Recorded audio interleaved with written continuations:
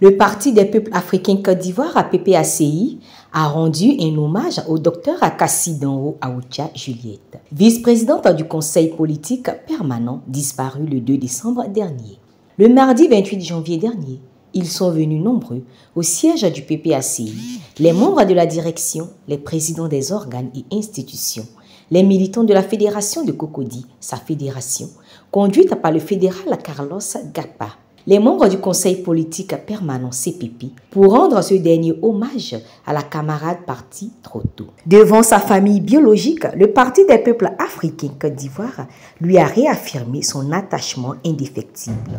Témoignages, anecdotes, signature du livre d'or, piquet d'honneur, tout y était pour une cérémonie solennelle d'adieu. Tout ce qu'on peut retenir de Madame le maire, elle a été un exemple, un modèle de maire pour nous, les conseillers. Elle a été la mère des maires. C'est elle qui faisait tout pour encenser le travail du maire Gaumont.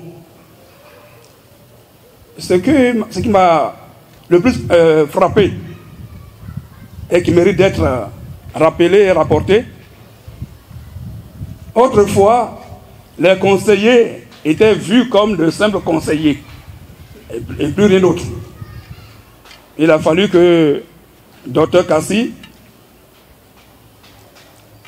dans les années 2000, au moment où nous sommes venus dans l'affaire, il a fallu qu'elle pesa de tout son poids pour que le conseiller soit revalorisé. Et dès lors, tous les conseillers du conseil de Cocody pouvaient alors signer des documents, célébrer des mariages, et puis étaient respectés. C'est elle qui a fait ce travail. Président du conseil politique permanent, le ministre Léon Emmanuel Monnet a invité les camarades à la prière et au souvenir de l'illustre disparu, car elle restera gravée à jamais dans les cœurs de chacun. Au nom du président Laurent Gbagbo, le président exécutif, le professeur Sébastien Dano Djedji, a traduit toute la reconnaissance du parti pour la camarade vaillante, intrépide, dynamique et intègre qu'elle était. Chers parents, Laurent Gbagbo est très touché par la séparation de Juliette, qui était sa collaboratrice, dans une zone très sensible pour nous. En plus, dans une formation professionnelle où on n'a pas beaucoup de personnel dans le parti. Je veux dire merci pour tout ce qu'elle a accompli comme mission, comme devoir pour le pays d'hier et le PPACI d'aujourd'hui. Je me souviens encore comme si c'était hier, lorsqu'il y a eu le Covid, la première déclaration que nous devons produire, c'est Juliette que nous avons appelé pour nous écrire la déclaration. En sa qualité de femme du domaine de la santé. Ensuite, nous avons associé le professeur Butou Toussaint. Nous avons fait notre première déclaration. Donc Juliette fait partie des têtes pensantes au niveau scientifique de PPACI. Sa séparation, son départ nous attriste énormément parce qu'elle avait beaucoup à donner encore. Juliette part, le président Gbagbo lui rend hommage par ma voix. Je vais encore dire une fois à la famille qu'elle n'a pas vécu inutile.